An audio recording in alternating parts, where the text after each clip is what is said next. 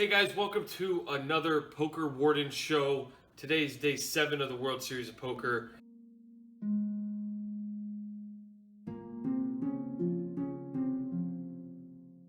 I want to start off with some sad news with the poker community here in Cleveland. We'll just start with this. My friend Kevin was a poker dealer in Cleveland that I knew who tragically passed away last night. So I dedicate this video and all my future videos to him as he dreamed of one day being an announcer on the World Series of Poker. So here's a moment for you, Kev. So this is it. I say goodbye to this chapter of my ever-changing life. And there's mistakes.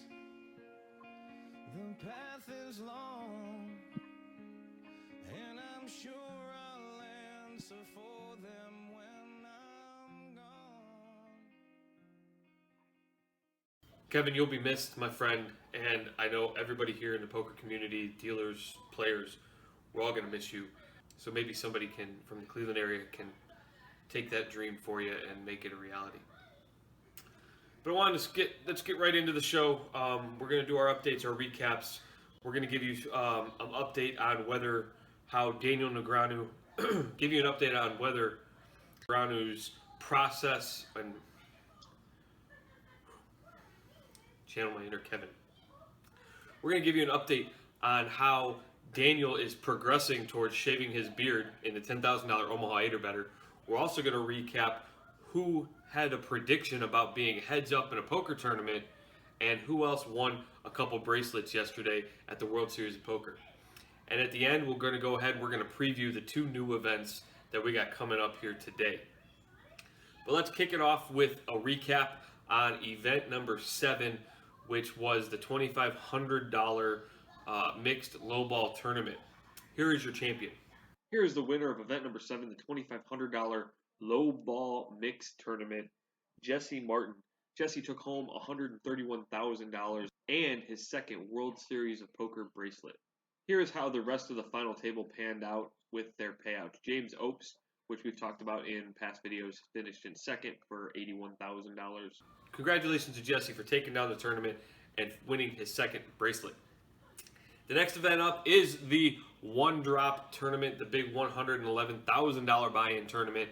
And the final table got underway yesterday. When they reached the final table the night before, Doug Polk and Elky got together for part of Doug's vlog. And I'll show you that here right now. For you guys that don't know, back in the day, me and this guy, we used to battle heads up.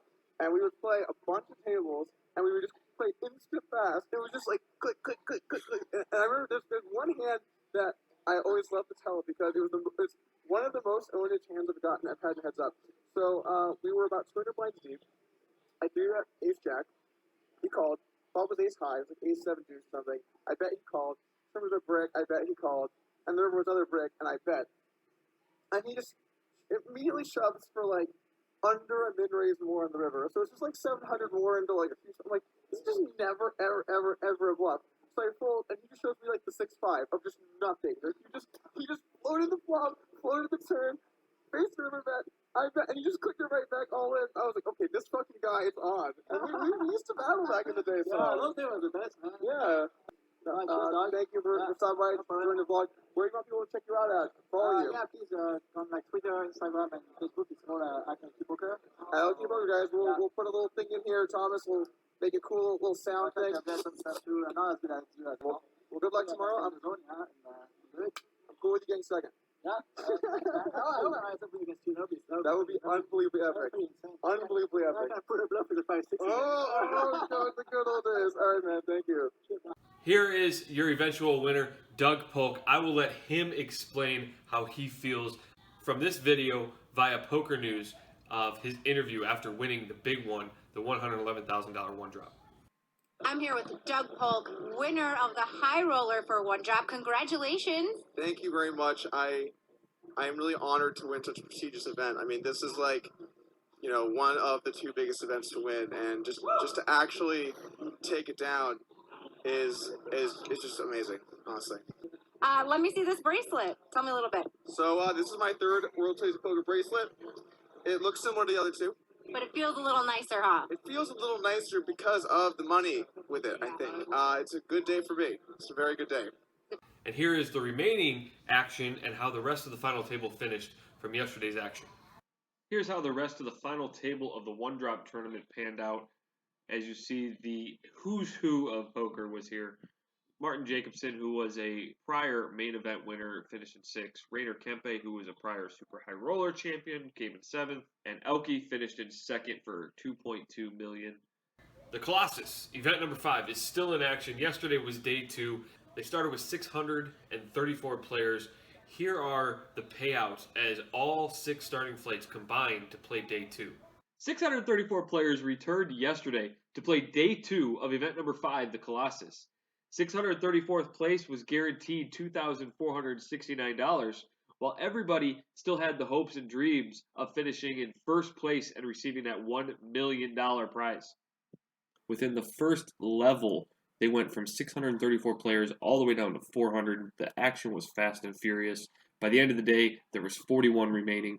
Here are the top chip counts for the end of day 2. One name you may notice is Matt Affleck. He made a deep run in the World Series of Poker, well known when he lost a big hand against the eventual champion Jonathan Duhamel. Our next event, let's start. We're going to answer that question. Is Daniel Negreanu still in the tournament? Is he going to have a chance to shave his beard? We're going to answer that right now. And the answer is, it's still in progress. He's still in the tournament. He's still got a good chip lead. He's towards the top of the chip counts in the $10,000 Omaha 8 or better tournament. But that tournament is being dominated by Abe Mosseri. And here are the top chip counts from the end of day 2 yesterday. After day 2 of the $10,000 Omaha 8 or better, Abe Mosseri has taken a commanding chip lead of almost 4 times the average stack. Day 1 chip leader Mike Gorandinsky has failed to make it to day 3. Among the leaders is David Baker, as well as Daniel Negreanu, John Monetti, Dan Shack, as well as Mike Matusow. However, Mike Matusow is on the short stack. Today, all the players are going to come back, and they will crown a winner today. They're already in the money, and Daniel Negreanu is looking to have that shot to win his 7th bracelet, but Abe has a commanding lead over the rest of the field with almost 4 times the average. We will see who wins later today. So let's get into the 2 tournaments that started yesterday. We are still looking for the first tournament to outpace last year's entry number. It did not happen with these 2 tournaments today, as event number 10, the $1,000 No Limit Hold'em Tag Team Championship, received 843 entrants. Last year had 863. And event number 11, the $1,500 Dealer's Choice, received 364, and last year had 389. So we're getting close. We'll see which event upcoming, hopefully one of these events in this week, will be the first one to outpace their competition from last year. Which one do you think will be the first event to outpace the prior year numbers? But let's get into the recaps of how those events finished up the day yesterday. The next tournament that started yesterday was the $1,000 Tag Team Championship. Doug Polk, who actually ended up entering the tournament still with Ryan Fee to defend their title, actually added 2 more members of their team. So let's answer the question, did they have a chance, are they still in the tournament going into day 2 to have a chance to defend their title? Here are some notable chip counts from the end of day 1. After day 1 of the Tag Team Championship, here are some notable chip counts. You may note one team that sticks out to you, it sticks out to me, is Andy Block, Howard Lederer, and Chris Ferguson, who are all well known for the infamous full tilt poker scandal, and here they are tag teamed heading into day 2. Here are the payouts for the $1,000 No Limit Hold'em Tag Team Championship. $1,000 Tag Team Championship paid a total of 127 places. There will be a new champion, as you will notice. The first team out in the money was Ryan Fee, Doug Polk, as well as 2 of their lab members. First place will be a total of $150,000 going to the tag team who outlasts the field, and a coveted gold bracelet for every member of that team.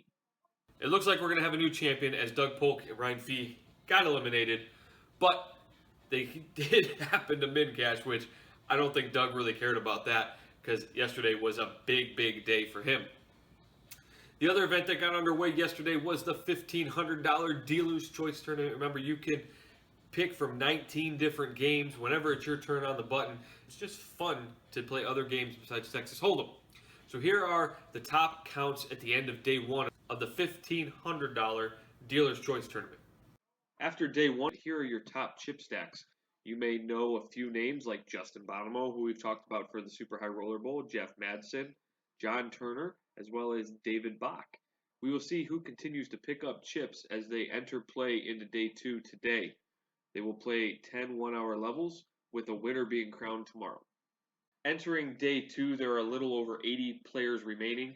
55 of those will receive a min cash worth $2,200. Everybody is still eyeing the first place prize of $119,000 and the Dealer's Choice bracelet. So that's going to do it for all of the in-action tournaments and the ones that wrapped up. What's coming up today? What can we preview for what's coming into play today at the World Series of Poker? Let's take a look at the calendar, shall we? So today is Tuesday. It's June 6th. We have a $1,500 no-limit hold'em tournament, and we also have a $1,500 no-limit hold'em deuce to 7. Event number 12 is the $1,500 no-limit hold'em tournament today at 11 a.m. The first $1,500 event last year attracted 2,016 entries. The event was won by Peter Eckhart for $438,000. So we'll see if this first 1,500 of the year can outpace last year's and be the first event this year that outpaces the entries from prior year. Event number 13 is the $1,500 no-limit hold'em version of the deuce to 7 low ball game. This event last year attracted 279 players and was won by Ryan D'Angelo for a little under $92,000. The main difference between the no-limit version and the limit version of deuce to 7 is that the no-limit version is played as a single draw format, whereas the limit is played as a triple draw. So it's very more action heavy. It's very more dependent on what your first 5 starting cards are. You really only want to have a 1 or 2 card draw going into that single and only draw. So we'll see who comes out today as an eventual champion. I know Daniel Negreanu looks forward to these tournaments, so I'm sure he'll probably late reg as well and get in there into the field after he wins the Omaha 8 or better $10,000 championship and he gets a chance to shave. So we'll see what happens. Stay tuned for all the updates from this tournament and the $1,500 tournament on Twitter at RealWarden8931, as well as Pokernews.com and WorldSeriesOfPoker.com. That's going to do it for the video today, guys. I really hope you enjoyed all the recaps from the World Series of Poker bracelets that were won yesterday, the updates of the tournaments that are still in progress, as well as the previews of the 2 events that are going to be starting later on today. If you can, please keep Kevin's family in your thoughts and prayers as they go through the upcoming weeks, as well as the poker family from the Cleveland Casino as they lost one of their beloved co-workers and friends. Until next time, please like, subscribe to my channel, give it a big thumbs up, leave some comments below of anything, any feedback that you guys have. We appreciate it, and Kev, this one's for you. But until next time, peace out, man.